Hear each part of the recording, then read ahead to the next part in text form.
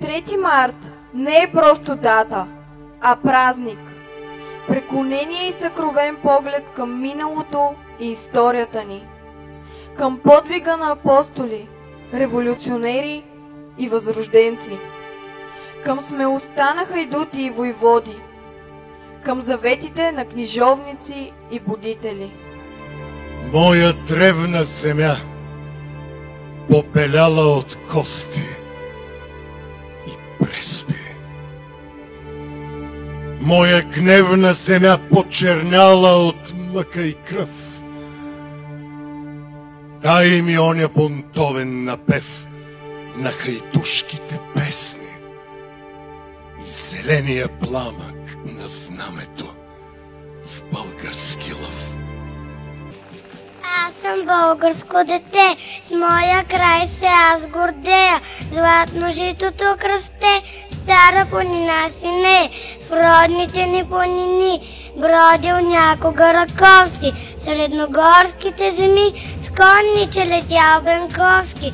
В нашата стара планина били се за свободата, с пушки, с бойни знамена.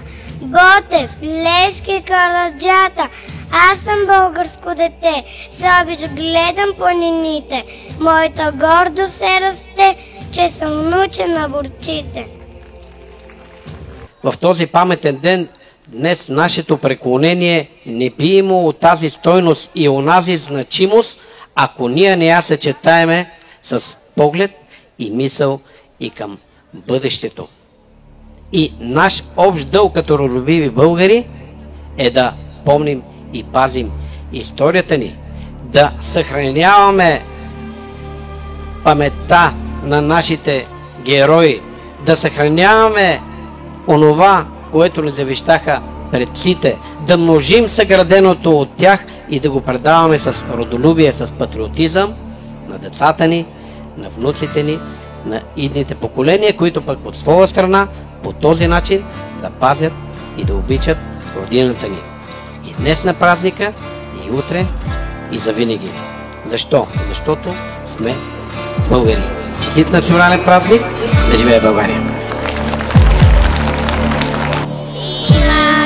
Има на земята малка приказна страна, за мнозина непозната, но за мене тя е една.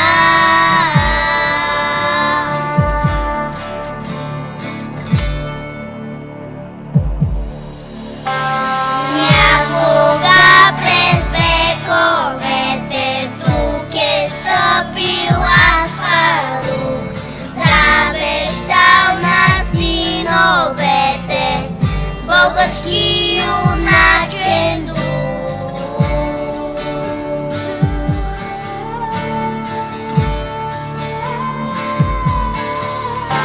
Земята стигна на ледите на розов цвят ухае, легенди шепнат планините, България това е.